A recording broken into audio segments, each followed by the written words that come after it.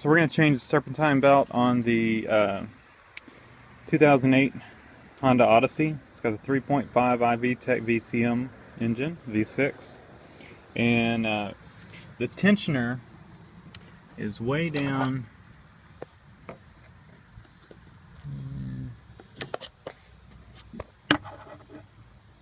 See that bolt? See, look at the edge of the hose, right there. See, light shining on it. It's like a little head. It's not really a bolt. It's made onto the tensioner. It's a 19 millimeter.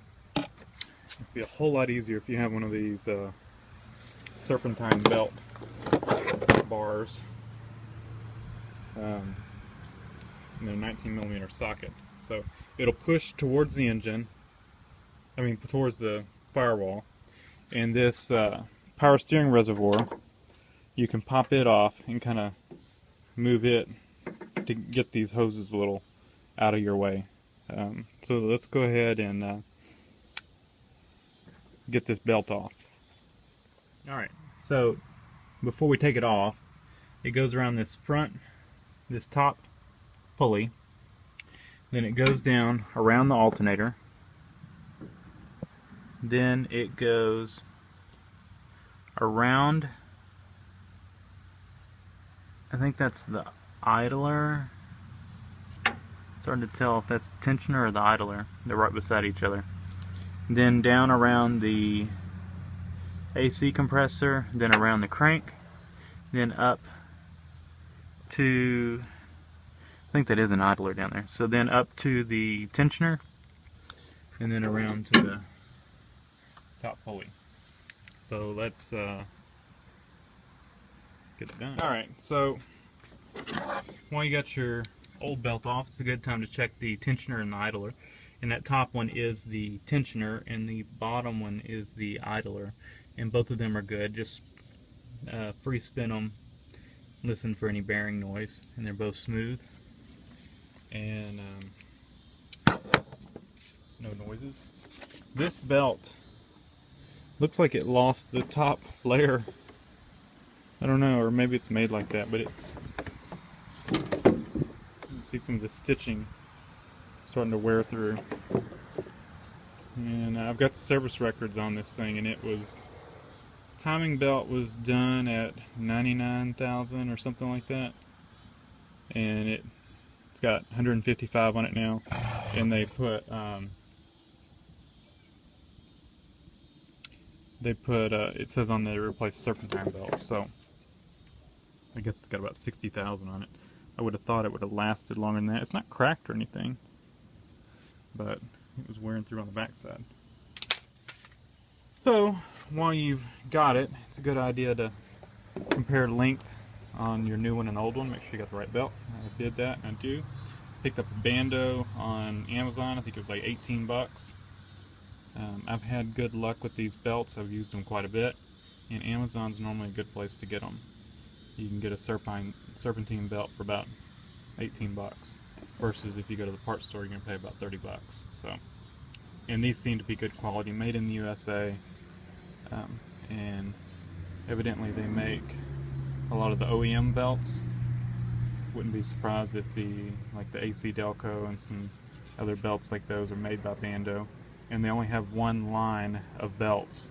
They don't have like a cheaper one that they sell and then they have their OEM belts. They sell one line of belts and they just rebadge them with different names on them for OEM. So, like I said, I mentioned the routing diagram before, or what it went over. So I'm going to route this one, and then I will leave it off of the idler pulley. And as I tension it, I will slip it onto the idler pulley. The idler and the